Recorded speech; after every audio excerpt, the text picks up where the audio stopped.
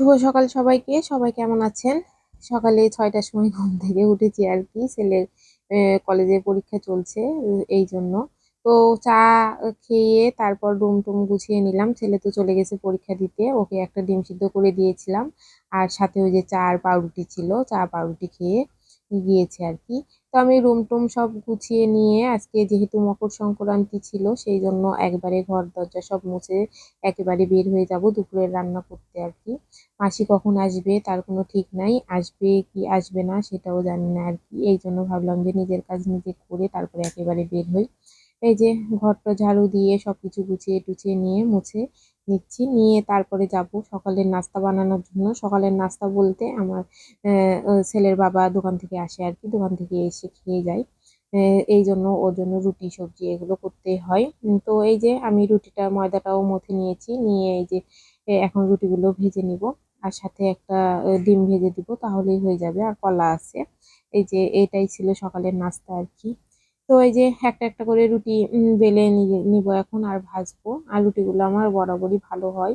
আ তো রুটিটা নরম সফট করার জন্য আপনারা একটু রুটির আটাতে যখন আটাটা মথবেন আরকি লবণ আর সামান্য পরিমাণে একটু তেল, সয়াবিন তেল যেটা দিয়ে দিলে ময়দাটা অনেক সফট হয়। রুটিগুলোও কিন্তু খুব নরম হয়। আর বেলতেও অনেকটা সুবিধা হয়। আর বেলার সময় অনেকটা পাতলা হয় আরকি।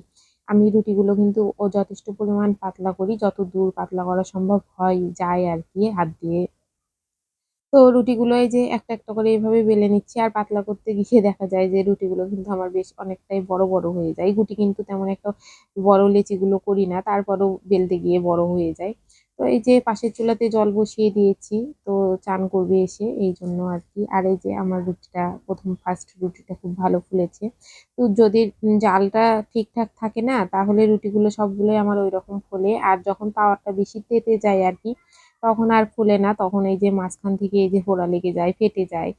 এইরকমই হয়। এখন আবার একটু গ্যাসের চুলাটা স্লো করে দিলে ভালো হবে। এর মধ্যে ভাত নামিয়ে নিয়েছি। ভাতে আলু সিদ্ধ দিয়েছি। আর ছেলে চলে এসেছে পরীক্ষা দিয়ে। ছেলের খিদে লেগেছে এই কারণে আরকি ওকে একটু আলু সিদ্ধ মাখিয়ে দিব। আর এই যে সাথে ডিম ভাজি করে দিচ্ছি। আমার মাছ রান্নাটা হয় নাই। পাবদা মাছ রান্না করব। পাবদা মাছ আর বাটা মাছ আমি বের করে এই যে লবণ হলুদ দিয়ে মাখিয়েও রেখেছি মাছ। কিন্তু আবার ওর টিউশনি আছে এইজন্য ভাবলাম যে একটু আলু সিদ্ধটা মাখিয়ে ওকে একটু খাবারটা দিয়ে দিই। ও খেয়ে নিলে তাহলে আর কোনো চাপে থাকবে না। আমি একটু দেরি হলেও সমস্যা হবে না।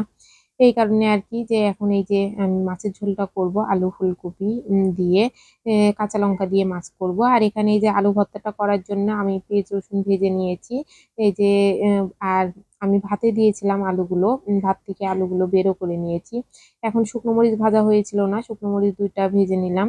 নিয়ে পেঁয়াজ মরিচ দিয়ে সবকিছু দিয়ে আর সরিষার তেলে পেঁয়াজটা ভেজেছি আমি। যার কারণে আমি তেল সহই পেঁয়াজটা তুলতে পেরেছি কড়াই থেকে। তো এই যে আমি আলু ভর্তাটা এখন মাখিয়ে নিচ্ছি।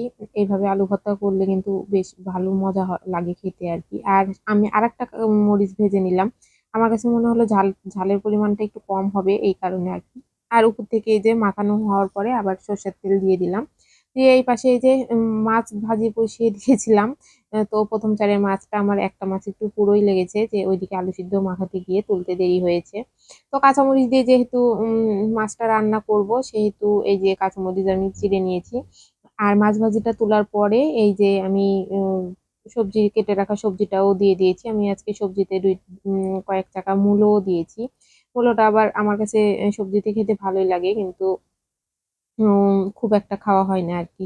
তো এই যে কাঁচামরিচ দিয়ে মাছের ঝোলটা করে নিলাম। আর এই যে সাথে আলু ভর্তা। আজকে এই সিম্পল খাবার-দাবার। আর এই যে আজকে যেহেতু মকর সংক্রান্তি তো আমাদের এই যে এইভাবে আলপনা দিতে হয় আরকি। তো দিয়ে নিচ্ছি। যেহেতু উম উম দিতে হবে তো দিয়ে একা হাতে সবকিছু করা, সবকিছু একা এরকম করেই করতে হয়। আর এই যে সব আঁকিয়ে এখন পিঠা ভাজতে চলে এসেছি। ১ম এই পিঠা কয়েকটা ভেজে নিব।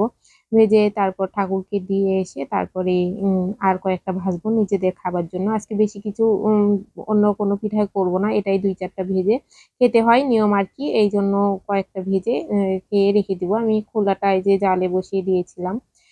দিয়ে এই যে ঢাকনা দিয়ে ঢেকে দিলাম। দিয়ে এখন পিঠাটা হওয়ার অপেক্ষায়। কেমন হবে জানি না। তো পিঠাটা হওয়ার পরে কয়েকটা ভেজে নিয়ে আমি ঠাকুরকে দিয়ে দিব আর সন্ধ্যা লেগে গেছে। সন্ধ্যার তেই এই পিঠাটা দিতে হয়। আমাদের নিয়ম এইরকম। এই যে দেওয়া হয়ে গেছে। সাথে এই যে গেন্দা ফুল, তারপরে সরিষার ফুল এগুলোও দিতে হয়। এই যে আলপনা দিয়ে নিয়েছি। এখন পিঠাগুলোও দিয়ে দিলাম। আমার কাজ শেষ। এখন কয়েকটা পিঠা ভেজে নিব। ভেজে আমাদের ওই যে খেজুরের গুড়ের যে লালিটা হয় ওইটা রয়েছে। ওইটা দিয়ে আমরা একটা করে খাবো। আজকে নিয়ম এই পিঠা খেতে হয়। এইজন্য আর কোনো পিঠা বানাবো না। কারণ একদিনে এত কিছু চাপ আমি নিতে পারবো না। এত কিছু করতে গেলে দেখা যাবে যে অনেকটাই শরীর খারাপ হয়ে যাবে। আর একসাথে অনেক রকম পিঠা করলে খেতেও চায় না, ওইভাবে নষ্ট হয়ে পড়ে থাকে আরকি।